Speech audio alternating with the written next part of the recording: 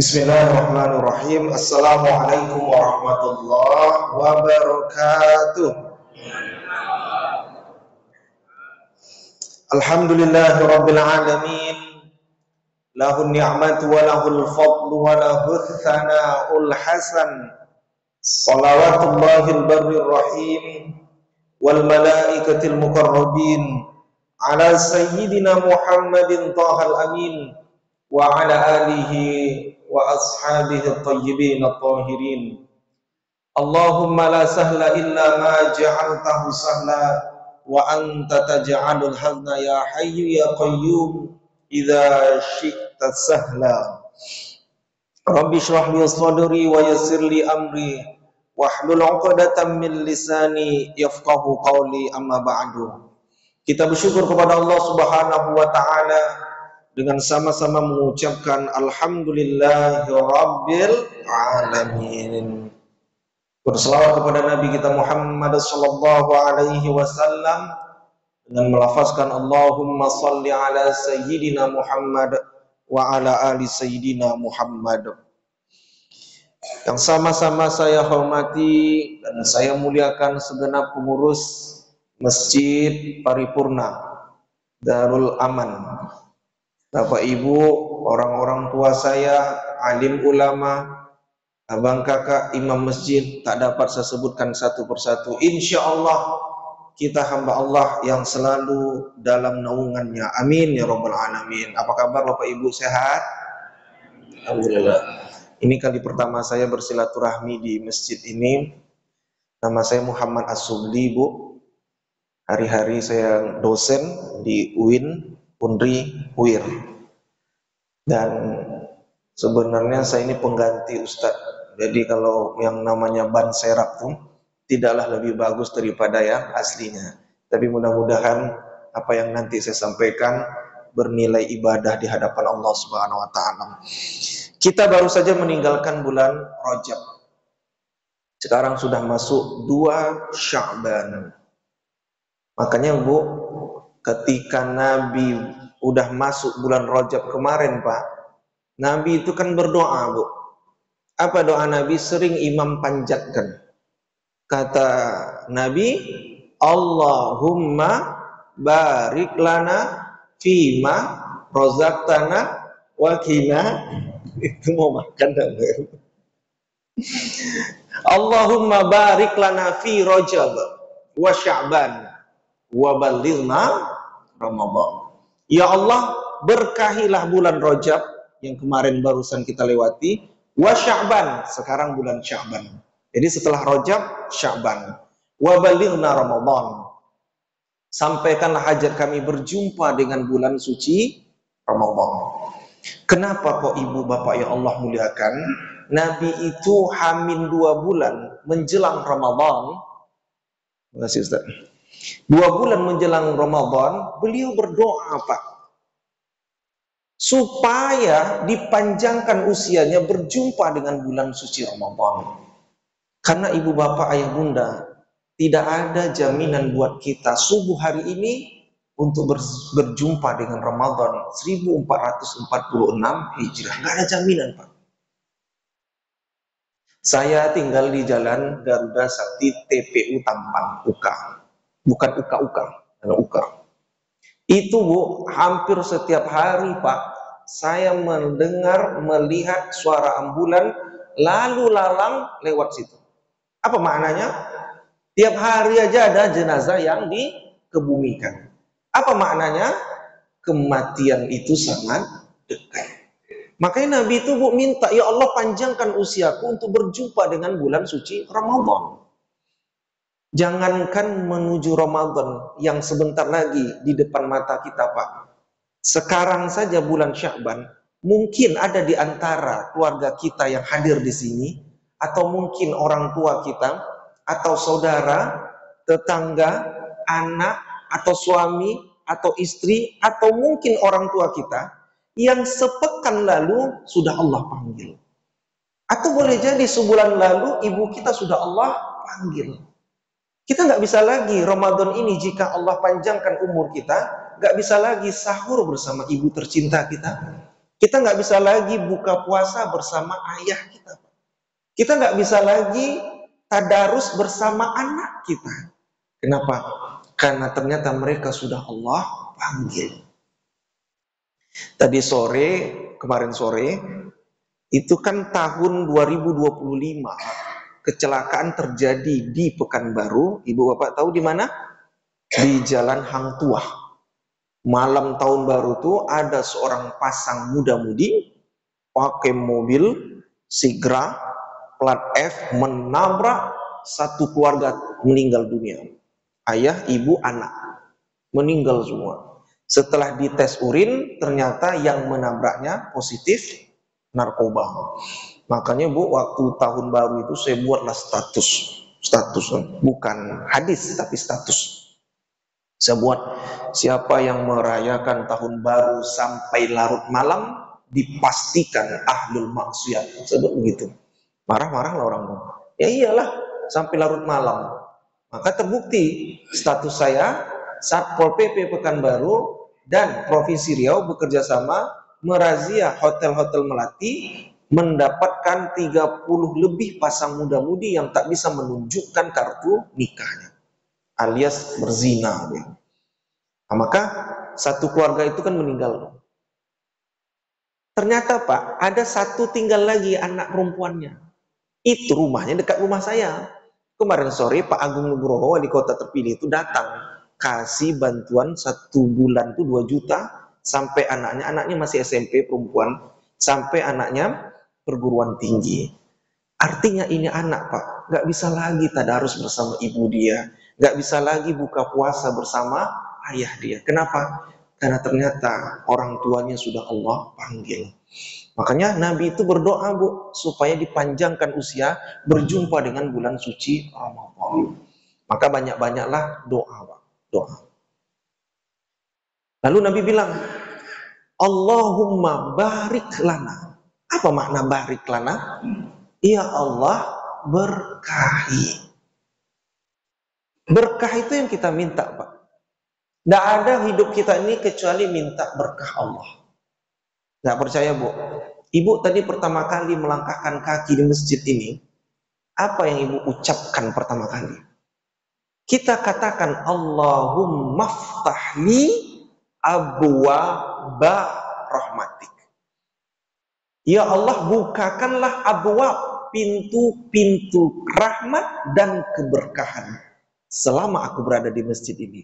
Jadi Bapak Ibu, kita berada di tempat ini minta sama Allah supaya dapat berkah. Saya mengawali ceramah saya, apa kalimat pertama kali saya ucapkan? Saya minta sama ibu bapak, Bu, Pak, tolong balas doa saya. Apa doa saya? Ustadz Subli, semoga Ustadz selamat ya. Semoga Ustadz dapat curahan rahmat ya. Semoga Ustadz dapat berkah. Saya bilang, Assalamualaikum warahmatullahi wabarakatuh. Itu kan maknanya, Bapak Ibu semua dapat selamat, dapat curahan rahmat, dan dapat berkah. Berkah lagi yang kita minta. Ada orang menikah, Bapak Ibu diundang.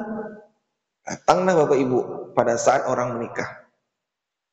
Bapak salamilah tuti pengantin. Apa yang Bapak ucapkan? Kalau bahasa Indonesia-nya, selamat menempuh hidup baru. Tapi bahasa Arabnya kan barakallahu laka wa baraka alaikuma wa jama'a bainakuma fi khair. Hafal Bu? Kalau lagunya ada tuh barakallahu laka. Itu kalau kasetnya kusut, kalau yang bagus nontonnya dari YouTube kan. Apa maknanya? Barakallahu laka. Semoga Allah memberkahi kalian berdua dan mengumpulkan kalian bersama orang-orang baik. Berkah lagi kan? Nanti kita sarapan, ada Pak pengurus kita sarapan nih? Ada ya? Makanlah ibu misalnya. Apa kalimat yang pertama kali ibu ucapkan? Ibu bilang, Allahumma barik lana fima rozaqtana. Jangan sekarang dengar dulu ceramah dulu kan. Ibu bilang, ya Allah berkahilah apa yang kami makan ini. Kita minta berkahnya lagi. Orang misalnya bertambah usianya, apa yang kita ucapkan kepada dia? Kita doakan dia. Kalau bahasa Indonesianya, selamat panjang umur. Selamat panjang umur itu kan doa. Semoga panjang umur. Usianya Allah panjangkan dalam keberkahan. Tapi kalau bahasa Arabnya gimana Ustaz? Orang kalau panjang umurnya, kita ucapkan barakallahu fi umrik. Semoga Allah memberkahi umur kamu. Berkah lagi kan kita minta. Jadi tidak ada Pak. Hidup kita ini minta berkah aja. Tadi saya dengar imam waktu sholat subuh, apa yang beliau panjatkan kepada Allah dan kita aminkan. Beliau katakan wa barokatan fi arzakin atau wa barokatan fir rizki. Apa maknanya tuh? Ya Allah berkahilah rizki kami. Tidak pernah saya dengar imam dia bilang, wah kasirun fulusana, banyakin duit kami. Tidak. Pasti dia bilang, berkahi rezeki kami. Ada orang Pak, duitnya banyak, tapi nggak berkah. Sebaliknya Bu, ada duit orang pas-pasan, tapi berkah. Saya pernah belanja di Jalan Gobah, itu kan ada jajanan-jajanan kaki lima tuh kan, dekat Undi Gobah tuh. Saya dulu udah lama lah, pernah beli kebab. Lalu saya lihat bapak yang penjualan kebab ini, ada anak kecil di bawahnya, balita, bawah 5 tahun. Lalu sambil dia menyiapkan makanan saya Bu, saya basa-basi lah. Kalau orang Minang bilang, palamak bicara aja kan. Saya bilang, Pak ini anaknya ya Pak? Iya. Ada berapa anaknya? 6 katanya. Banyak dalam hati saya gitu kan. Anak pertama selesai S1, anak kedua sedang kuliah, anak ketiga SMA, keempat SMP, kelima SD, terakhir balita. Saya bilang, anak pertama udah selesai kuliah Pak? Iya. Maaf Pak, saya bilang, apakah Bapak berdagang ini hanya di sini saja atau ada cabang lain? Gitu kan? Maksudnya dia jualan tuh ada nggak tempat lain? Artinya kan banyak lah outlet-outletnya kan? Oh enggak, kata dia. Saya jualan cuman inilah satu-satunya tempat saya. Temenung lah saya Pak. Kenapa saya temenung? Logika matematika saya, enggak mungkin, maaf, Bapak hanya pedagang kaki lima, kok bisa menghidupi anak-anaknya, sampai anaknya ada yang sudah selesai kuliah. Logika matematika saya. Kok bisa? Berapalah maaf keuntungan seorang pedagang kaki lima? Tapi kenapa kok bisa? Ini hitungan matematika saya sebagai makhluk yang biasa saja. Tapi kenapa kok Bapak ini bisa menghidupi anak dan istrinya? Jawabannya karena Bapak ini boleh jadi dia bawa uang ke rumahnya adalah uang yang berkah. Sehingga dia bisa menghidupi istri dan anak-anaknya. Ada juga seorang tukang bubur. Berapalah keuntungan tukang bubur? Logika matematika saya. Tapi kok bisa berangkat haji? Maka jadilah judul sinetron tukang bubur naik haji. Itu cerita nyata Bu. Sementara sekarang berangkat haji aja mahal, 95 juta rupiah kalau saya tanya orang Kanwil. Dan ibu bapak orang Pekanbaru daftar 2025. Ongkos kursinya haji reguler daftar sekarang 2025, maka dapat porsi kursinya berangkat 17 tahun akan datang. Dan harganya 95 juta rupiah.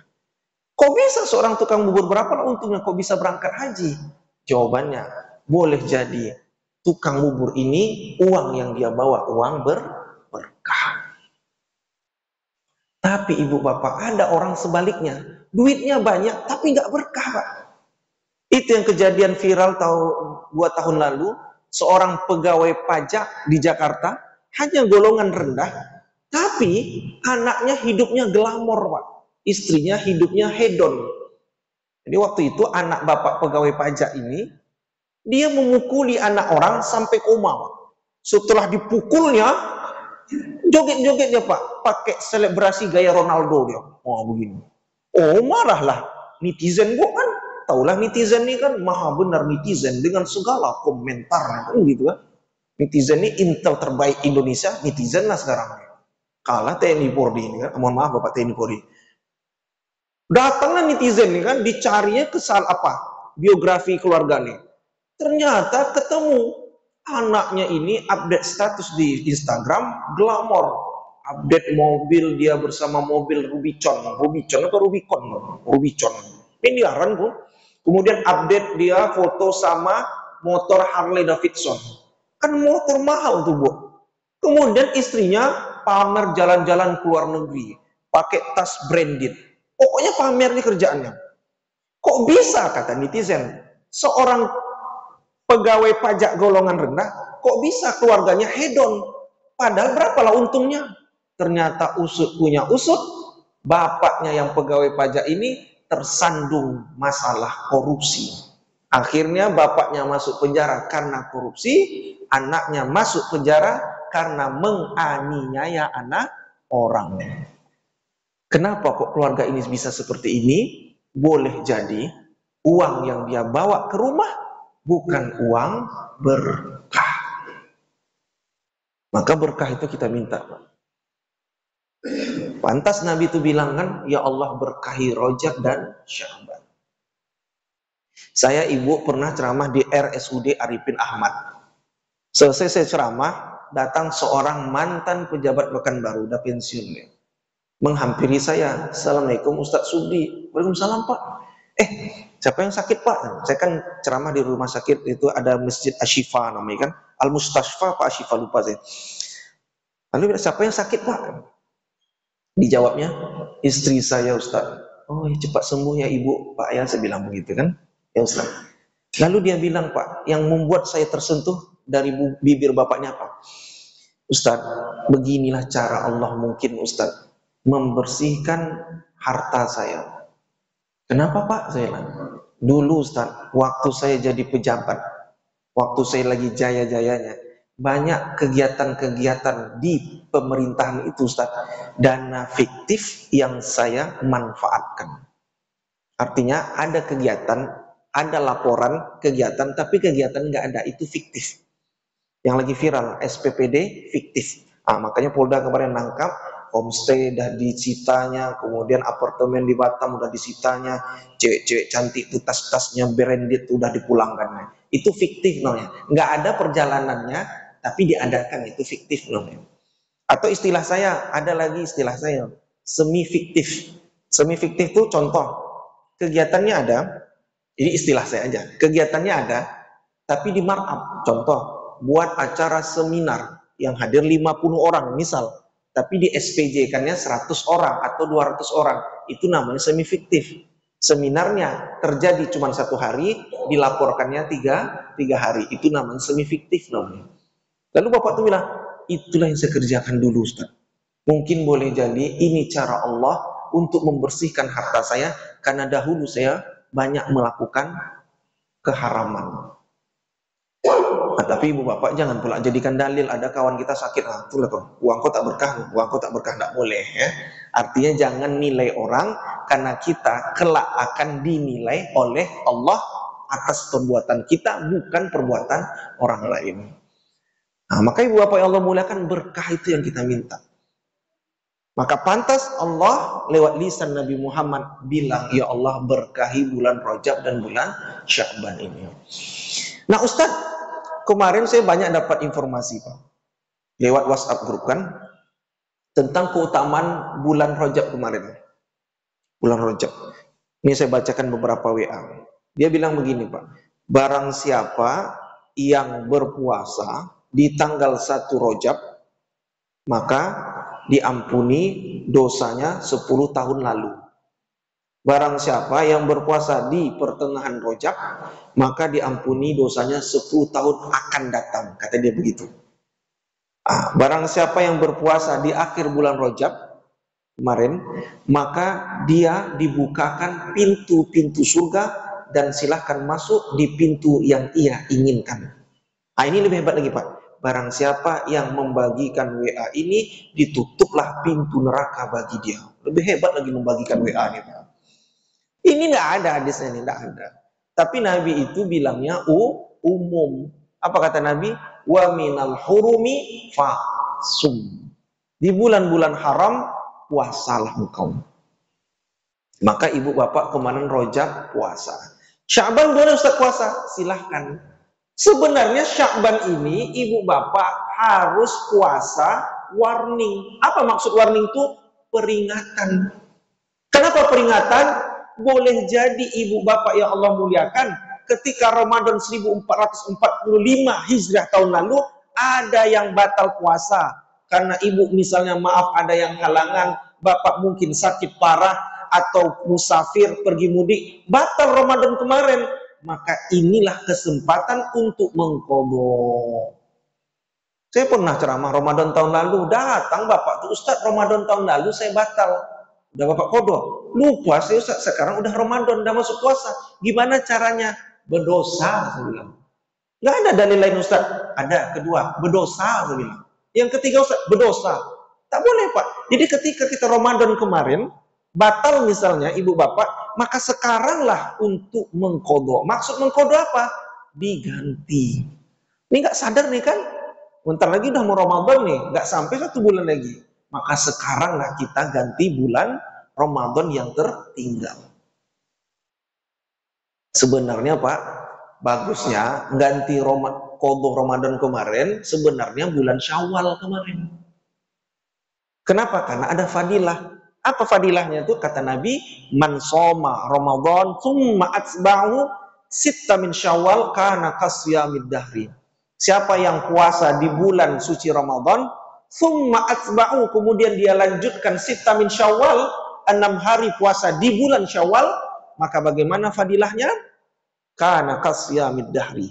Orang tersebut sama seperti seakan-akan puasa selama 1 tahun. Makanya ada orang Kampar punya tradisi unik dan tradisinya nggak bertentangan dengan Islam. Apa tradisinya? Ayo onam, AGHI-AYO-ONAM, Ayo onam itu tulisannya, tulisan ocunya. Tapi bahasa Indonesianya Hari Raya 6. Jadi orang-orang tuh Pak, dia lebarannya 2 kali di bulan Syawal. Pertama, lebaran tanggal 1 Syawal, Idul Fitri. Yang kedua, lebarannya tanggal 2, 3, 4, 5, 6, 7. Tanggal 8 Syawal. Makanya orang-orang tuh Pak buat acara besar-besaran dia. Makan di masjid-masjid. Makanan yang apa nama istilah itu. Pokoknya besar piringnya tuh. Makan di habis itu setelah makan ziarah dia Pak. Kenapa? Karena mereka merayakan puasa 6 dan mereka sudah sukses untuk puasa setara dengan 365 hari. Kalau ibu kemarin puasa di bulan Syawal, niat qadha dapat 2 pahala. Pertama, pahala qadha Ramadan kalau batal dapat pahala puasa qadha. Yang kedua, karena puasanya di bulan Syawal dapat pahala puasa Syawal. Ustadz nggak sempat kami puasa Syawal kemarin mengqadha Ramadan. Kenapa Bu? Masih banyak kacang tojin di rumah Ustadz. Masih banyak roti jala, minuman kaleng. Oke, kalau nggak sempat Syawal, Zulhijjah kemarin. Apa pahalanya? Puasa tanggal 1, 2, 3, 4, 5 sampai 10 Zulhijjah diampuni dosa 1 tahun yang lalu. Nggak sempat kami puasa Zulhijjah kemarin Ustaz, bersempena dengan mengqadha Ramadan. Kenapa? Saya berangkat haji Ustaz, jadi agak nggak kuat puasa di tanah suci. Baik, puasanya diganti bulan Muharram. Pahalanya gimana? Menghapus dosa 1 tahun dan 1 tahun yang akan datang. Tentu dosa kecil. Muharram kemarin nggak sempat Ustaz, baru balik haji Ustaz. Banyak datang tetangga Ustaz, jadi nggak sempat puasa. Baik, maka puasa warningnya nih, Sya'ban nih. Puasalah ibu bapak jika masih ada tertinggal. Saya ngajar sama mahasiswa, saya bilang mahasiswa, anak-anak mahasiswi yang perempuannya, kalian masih ada yang belum lunas nggak puasa Ramadan kemarin? Ada apa? Berapa lagi? 4. Ganti sekarang. Mumpung lagi liburan, ganti saya bilang. Karena nggak sadar nanti kan Bu kan, bentar lagi Ramadan. Besok Senin puasa Ibu. Niatnya gimana? Kalau kodo tuh wajib. Kodo dulu niatkan. Sengaja aku kodo puasa Ramadan kemarin karena Allah Ta'ala. Kebetulan Ibu puasanya hari Senin, dapat 2 pahala. Dapat pahala pertama kodo, yang kedua pahala puasa Senin. Kenapa dapat pahala puasa Senin? Sahabat bertanya, ya Rasulullah, kenapa kok kau puasa hari Senin? Maka Nabi jawab, dzaka yauma wulidtu wa yauma yub'atsu hayya. Hari di mana aku dilahirkan dan kelak Allah akan membangkitkan aku di hari Senin. Maka Nabi cara mengingat-ingat kelahirannya, beliau berpuasa. Maka sunnah puasa Senin bagi yang sanggup. Atau Kemis. Lalu sahabat bertanya, Rasulullah, kenapa pula engkau puasa Kamis? Maka Nabi jawab, Kamis itu catatan amalan ibadah seorang muslim dicatat oleh malaikat dan dilaporkan ke Allah di hari Kamis. Dan aku bangga ketika malaikat mencatat amalanku di saat aku shaim, sedang berpuasa. Di malaikat nyatat nih, si fulan sedang puasa hari Kamis. Maka aku bangga ketika catatan amalan ibadahku dicatat di hari Kamis sedang aku puasa. Makanya Ibu Bapak, catatan kita setiap hari dicatat hari Kamis. Laporan akhir tutup tahunnya di nisfu Sya'ban. Makanya nanti masjid kita buatlah acara nisfu Sya'ban. Nah, ini bagus, ada acara tadi Isra Mi'raj Nabi Muhammad. Nah, besok nanti nisfu Sya'ban pertengahan bulan Februari ini buat acara. Kenapa? Di situ catatan laporan akhir tahun kita diangkat oleh Allah. Kalau PNS birokrat, laporan pertanggungjawabnya kan akhir tahun, Bu.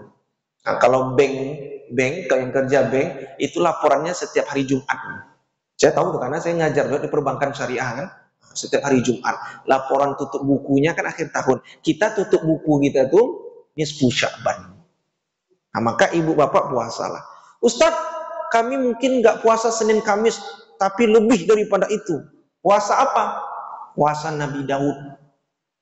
Tahu Ibu puasa Nabi Daud? Puasa Nabi Daud tuh gini, hari ini puasa Pak, besok tidak. Hari ini puasa, besok tidak. Jadi selang-seling. Jadi kalau dihitung 1 bulan 30 hari, maka jumlahnya 15. Senin Kamis, puasa Senin Kamis dalam 1 bulan jumlahnya 8. Kalau Daud, puasa Nabi Daud itu 15. Puasa selang-seling. Saya pernah loh, Bu, ceramah ibu-ibu majelis taklim. Di sini ada majelis taklim. Ceramah saya majelis taklim, masih ingat saya ceramah tuh hari Selasa sore, ba'da asar. Ceramah saya dikasih minum loh saya. Lalu saya tawarkan, ibu-ibu nggak minum? Saya, enggak Ustaz. Kenapa Bu? Kami puasa. Oh, alhamdulillah Bu. Istiqomah ya Bu, saya bilang. Bagus. Sambil minum saya. Bentar Bu, Ibu puasa apa? Saya bilang. Kan hari ini hari Selasa. Bukan puasanya, bukan hari Senin atau hari Kamis. Ibu puasa apa? Saya bilang. Dijawab ibu tuh, kami ini Ustaz, majelis taklim kami udah punya program rutin istiqomah mendawamkan puasa Nabi Daud. Oh, puasa Nabi Daud. Bagus Bu ya. Istiqomah ya Bu. Iya Ustaz. Datang ibu di belakang meletup ya. Iya Ustaz, kami di sini udah rutin puasa Nabi Daud. Kenapa Bu? Karena di sini Ustaz berat badan kami udah 90 kilo Ustaz. Maksudnya Bu, saya bilang. Iya biar diet Ustaz. Lain niatnya dah Bu, saya bilang. Jangan begitu Bu ya. Niatkan karena Allah. Perkara ibu langsing, itu bonus dari Allah. Ya, jangan niat karena hati-hati nih Bu. Banyak saya temukan, saya sering ngisi majelis taklim tuh. Ibu-ibunya waktu itu pernah saya ceramah akhir bulan Ramadan. Ustaz, alhamdulillah Ustaz, selama Ramadan ini berat badan saya udah turun 5 kilo dalam hati saya. Alhamdulillah Bu. Iya, rutin saya puasa Ustaz, kecuali saya halangan. Halal bihalal diundangnya saya Bu, diundang halal bihalal kan. Ustaz nambah berat badan saya Ustaz 7 kilo Ustaz. Kenapa? Kacang tojen banyak di rumah saya makan. Itu karena niat ibu salah. Coba niatkan karena Allah. Nah, perkara ibu dapat diet nasi, itu bonus dari Allah. Maka ibu bapak yang Allah muliakan, Sya'ban inilah kalau ada yang kemarin puasanya bolong Ramadan, diganti. Nah, bapak ibu yang Allah muliakan. Terus Sya'ban ini apa Ustadz yang dilakukan? Setelah Sya'ban ini kan Ramadan. Apa amal ibadah yang dilakukan? Perbanyaklah kita minta maaf kepada keluarga, terkhusus orang tua. Makanya ada tradisi kita Bapak Ibu menjelang Ramadan, bentar lagi akhir bulan ini, kan ini sekarang kan masuk 1 Februari nih. Menjelang akhir Ramadan, apa yang kita lakukan? Ziarah. Ziarah. Misal emak bapak kita di luar kota dari Pekanbaru ini, pergilah mampirkan. Di tanggal merah ziarah kita, di kubur mereka, doa. Jauh kali Ustaz di Jawa, ya sudah doakan dari sini. Atau titip transfer duit kepada keluarga di sana untuk bersihin kuburan, niatkan karena Allah. Atau misalnya kalau saya asli orang Duri, di Bengkalis itu Pak, ada tradisi menjelang Ramadan namanya kenduri. Kenduri itu ngajak orang makan, selamatan lah kalau bahasa kita ini kan, selamatan menyambut bulan Ramadan. Kenduri. Diajaknya tetangga, anak yatim makan. Niatnya karena Allah. Ustadz, boleh nggak kami ngajak orang makan, niatkan kepada almarhum? Jawabannya boleh. Mana dalilnya? Saat sahabat Nabi SAW dia datang ke Rasulullah, ya Rasulullah, ka inni ummi matat. Ibuku udah meninggal dunia ya Rasul. Bolehkah aku bersedekah atas nama ibuku yang udah meninggal dunia? Maka Nabi katakan, fatasaddaqu 'alaiha. Silahkan engkau sedekah. Sampai pahalanya? Sampai, kata Rasul. Ayu afdal sedekah? Apa sedekah yang paling baik untuk almarhumah ibuku yang sudah meninggal dunia? Maka Nabi katakan, suqyal ma. Kau berikan aja seteguk air kepada orang yang datang acara selamatanmu. Kau berikan seteguk air, lalu orang minum, dia melepas dahaga karena dia nggak haus, pahalanya sampai ke almarhumah. Nah, itu dalilnya Pak. Orang-orang Riau ini buat acara menjelang Ramadan kenduri. Dia kan nggak ngasih air minum aja kan, tapi lebih daripada air minum, betul? Dia kasih makan, lalu setelah itu anak yatim dikasihnya sedekah. Itu niatkan buat orang tua kita. Itulah cara kita berbakti sama orang tua. Makanya ibu bapak, di dalam Quran ada satu surah yang Allah abadikan bukan dari kalangan Nabi, bukan pula dari kalangan ahlun nar, penghuni neraka. Jadi ada dalam Al-Quran itu Pak, Allah abadikan namanya langsung penghuni neraka. Contoh, Abu Lahab, surah Al-Lahab. Al-Lahab itu waktu hidup dapat SK dia Pak, surat keputusan dari Allah. Apa dia? Sayasla naron dzatal lahab. Abu Lahab, kau bakal masuk neraka. Maka ayatnya sayas, fiil mudhari. Engkau bakal masuk neraka. Waktu hidup aja si Abu Lahab itu udah dapat surat keputusan dari Allah. Orang SK-nya SKP 3K nih, PNS, dia enggak surat keputusan engkau bakal masuk neraka.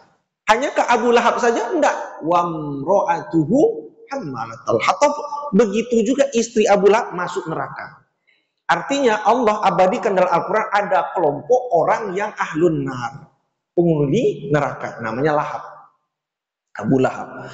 Ada dalam Al-Quran itu Allah masukkan dalam surah khusus para nabi. Surah Ibrahim, surah Nuh, surah apa lagi? Surah Yunus, surah Muhammad, ada. Itu kan nama-nama nabi. Tapi ada Bapak Ibu yang Allah muliakan, tidak dari kalangan nabi, tidak dari kalangan penghuni neraka, tapi Allah abadikan. Namanya surah Luqman. Ada nama Pak Luqman? Luqman itu siapa Ustaz? Banyak pandangan ulama berbeda. Pertama, ada yang mengatakan Luqman itu orang hidup di zaman Nabi Daud. Yang kedua, Luqman itu seorang budak. Tahu budak? Budak itu kalau orang Riau bukan anak kecil, budak-budak di Kongo, bukan. Budak itu kalau di Arab itu kasta yang paling terendah, Bu. Jadi di Arab itu punya kasta sosial. Budak, di atas budak hamba sahaya merdeka, di atasnya itu adalah non-Arab, di atasnya itu Arab, di atasnya lagi Quraisy. Quraisy itu orang yang terpandang, darah biru, orang-orang hebat. Kalau kita contohnya kayak Kaisang sama Gibran, itulah itu orang Fufu Fafa. Nah itu paling ini. Jadi si Luqman ini dia budak. Loh kok bisa budak, Ustaz? Allah angkat derajatnya, diabadikan dalam Al-Quran. Ternyata Allah memberikan pesan tersirat, Pak. Apa dia? Pandanglah orang itu dengan pandangan matamu yang mulia. Jangan hina orang, Pak. Siapapun orangnya, maaf kalau menurut kita rendah, pandanglah dia mulia. Karena boleh jadi dia lebih mulia dibandingkan kita di hadapan Allah.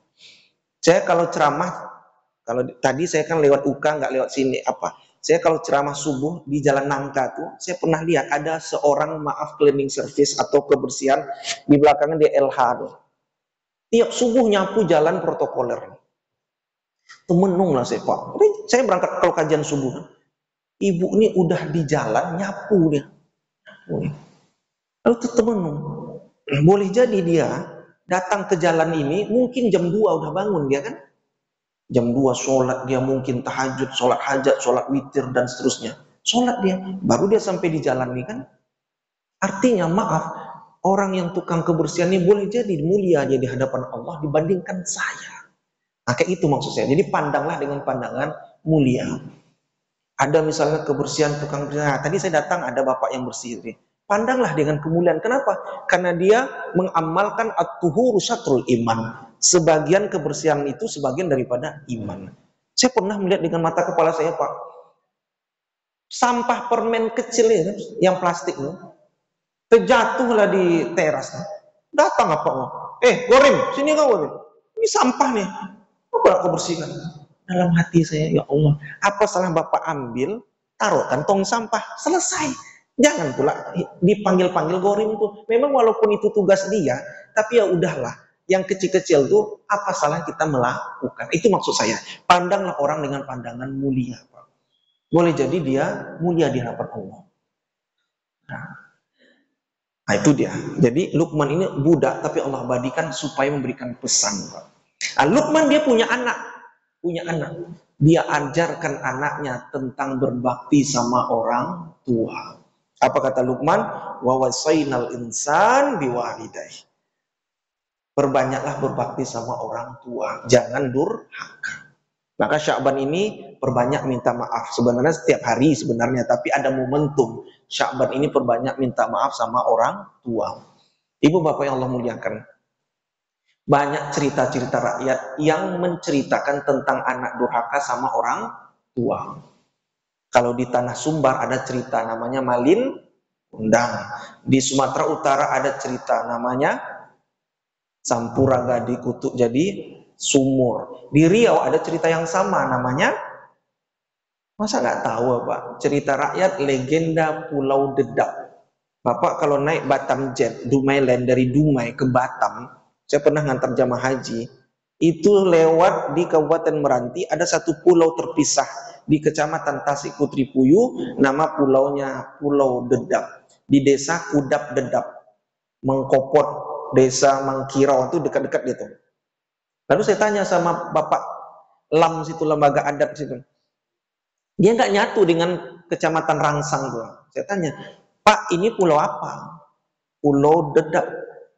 Orang sekitar bilang Pulau Kutukan. Kenapa? Nah, diceritakan ya lah. Ini dulu Ustaz katanya. Mirip cerita Malin Kundang. Ada anak namanya Tanggang.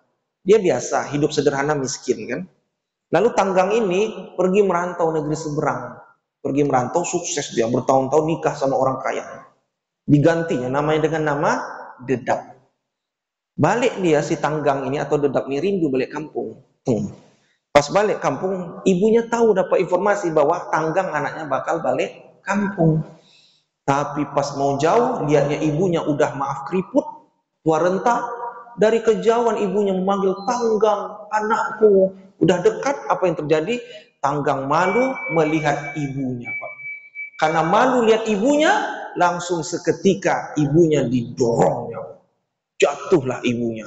Terluka hatinya, dan saat itu ibunya mengutuk anak ini jadi ulau. Cerita ini Bapak Ibu entah ya atau tidak, entah ilmiah atau tidak, tapi yang jelas kita anak jangan durhaka sama orang tua. Ini ada nambah lagi Ustaz, suruknya. Ini pas atau enggak? Biasanya kalau saya kajian ada bunyi teng, ya saya langsung, tapi ada nambah, ada lagi. Nambah berapa menit lagi? Ya baik, sikit lagi. Saya tambah. Jadi Bapak Ibu, pesannya adalah jangan durhaka sama orang tua. Itu ada lagunya tuh yang dinyanyikan Iyad Bustami. Tersebut kisah di Selat Bengkali. Nah, kayak itulah kira-kira. Jadi anaknya ini durhaka. Sekarang ibu bapak ada anak yang durhaka bukan dengan cara malin kundang, dedap, sampuraga. Tapi mereka durhaka dengan cara modern. Apa dia?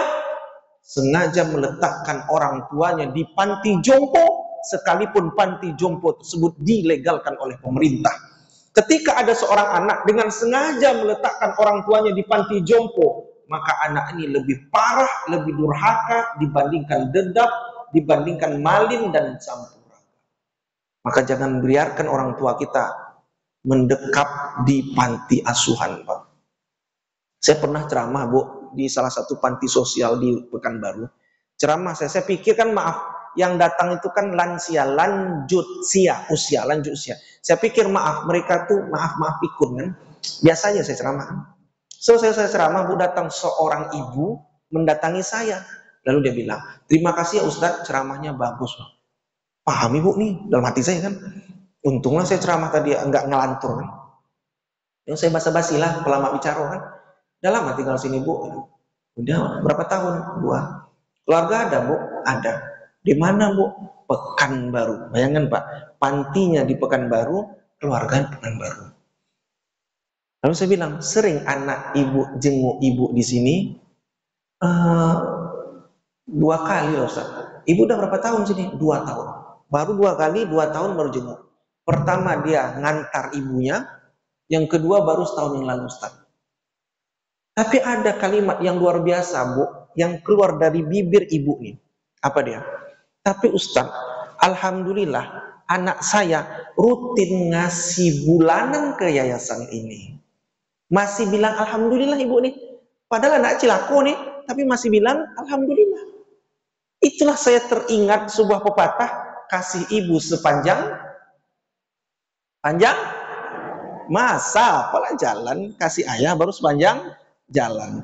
Masih bilang anaknya alhamdulillah ngasih rutin. Padahal Bu, apa kalau seandainya anaknya nggak ngasih bulanan ke yayasan sosial ini, yayasan swasta ini, apa yang terjadi? Tentulah ibunya akan dikeluarkan, betul kan? Ibarat MDA, kalau nggak ngasih uang SPP, kira-kira dikeluarkan nggak anak tuh? Iyalah, mana uang operasional yayasannya kalau bukan dari iuran? Tapi ibu ini masih bilang alhamdulillah. Begitulah sayangnya, padahal anaknya durhaka Pak, meletakkan orang tua di panti jompo. Saya pernah ceramah gini Pak, selesai ceramah masuk mobil saya didatangi seorang anak muda. Ustadz katanya, saya nih Ustadz meletakkan ibu saya di panti jompo Ustadz. Kenapa Bang? Saya bilang, kalau saya taruh di rumah Ustadz, berkelahi sama istri saya. Dalam hati saya, ini pasti susi, suami takut istri gitu kan. Tapi saya nggak saya bilang. Gimana tuh Ustaz? Saya bilang, Bang, ar-rijalu qawwamuna 'alan nisa. Abang tuh pemimpin, Bang. Abang yang punya kendali, Bang. Kalau sekiranya abang takut berantem sama istri sama ibu, maka coba Bang, abang kan kalau meletakkan orang tua di panti jompo, abang itu kan ngeluarin duit. Kenapa nggak abang berikan di tempat lain? Atau syukur-syukur kalau rumah abang ada halaman luas, bangun di situ rumah untuk orang tua. Kalau khawatir satu atap sama istri. Iya Ustaz katanya. Tapi kadang pernah saya terak di rumah Ustaz, dia lagi makan Ustaz, di meja makan, berserak makan Ustaz. Bang, saya bilang, dalam Al-Quran Allah katakan surah Yasin, waman nu'ammilhu nunakkisu fil khalq. Orang tua kita, ibu bapak, pasti nanti ketika dia sudah lanjut usia, pasti dia akan kembali ke masa anak-anak mereka. Jangan heran nanti ibu kita di saat sudah pikun dia makan, berserakan makanannya di meja makan kita. Jangan marahi dan jangan bentak dia, karena dahulu kita lebih parah daripada itu. Bahkan kasur kita yang harusnya tempat tidur nyaman mereka, waktu kita kecil kita muntah dan basahlah kasur mereka. Maka jangan bentak dia. Kenapa? Karena dia memang mereka akan kembali ke masa anak-anak. Jangan marahin dia ketika nanti kita dapatin orang tua kita mau ke kamar mandi, belum sampai ke kamar mandi rumah kita, maka maaf kotorannya sudah berceceran di keramik granit kita. Jangan marah dan bentak dia, karena dahulu kita lebih parah daripada itu. Bahkan tidak hanya di keramik rumahnya, tapi ternyata di kasur tempat tidur dia nyaman dahulu, kita keluarkan kotoran kita. Itulah bukti bapak atau abang untuk bisa berbakti sama orang tua kita semasa dia masih hidup. Maka jemput orang tua, kembalikan ke rumah. Ini persoalan nggak main-main, Pak. Kenapa? Kata-kata Allah, Nabi Muhammad, ridallah fi ridal walidain. Ridhonya Allah tergantung ridhonya orang tua. Wasuktullah tergantung daripada murkanya Allah, tergantung murkanya orang tua. Sering saya ceramah ibu-ibu. Ibu-ibu tuh pernah nanya, Ustaz, saya punya menantu, Ustaz. Menantu saya ini takut sekali didoktrinnya anak saya. Terus dilarangnya anak saya ini untuk jumpa sama saya. Ini dia ibunya punya anak laki-laki. Anaknya bilang, ibu kalau mau jumpa sama kami, ibu minta maaf dulu sama istri saya. Jadi ibunya suruh minta maaf sama menantunya. Saya sering Pak ceramah begitu. Majelis taklim ibu-ibu tuh menangis deh. Jadi ibu bapak yang Allah muliakan, makanya kalau cari menantu tuh fit and properties. Seleksi dulu, ini enggak nampak anak laki ganteng putih belepak macam ikan patin dah, jadi kan menantu. Rupanya operasi plastik. Nah, maka ibu bapak yang Allah muliakan, Sya'ban ini perbanyak maaf. Bagi orang tua kami udah meninggal Ustaz, ziarahi kubur dia, doakan. Itu saja bapak ibu yang Allah muliakan, karena imam udah berdiri ada kode-kode nampak ini kan. Terima kasih. Udah cukup ya kan? Masih ada waktu lagi? Masih ada Ustaz? Kalau ada silakan kalau Anda mau tanya. Baik, kalau dan beberapa besar dalam waktu dalam sosial dapat yang dilakukan.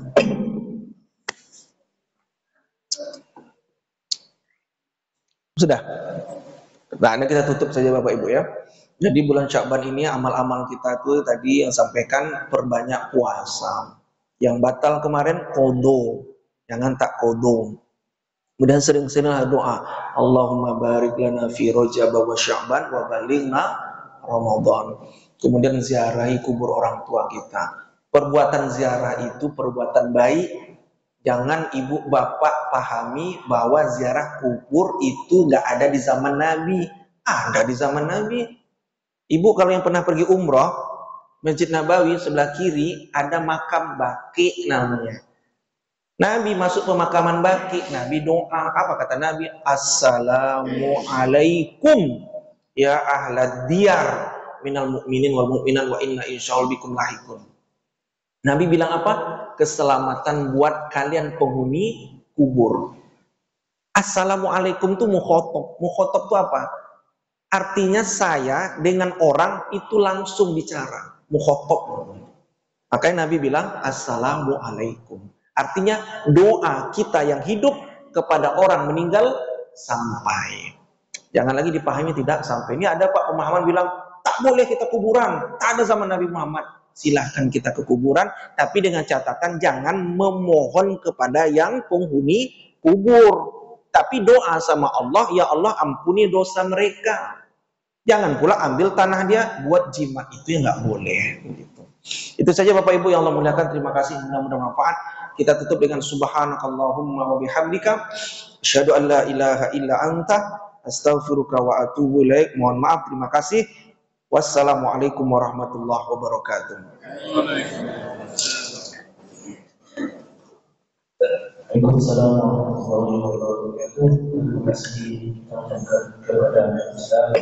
Semoga kita yang sampaikan bermanfaat semua dan kehidupan sehari-hari. Untuk satu pekan kepada kedua insyaallah dari Ustaz Dr. Haji dan menerima hukum keluarga Islam. Setelah itu kita sholat isya dan setelah itu salat. Terima kasih. Wassalamualaikum warahmatullahi wabarakatuh.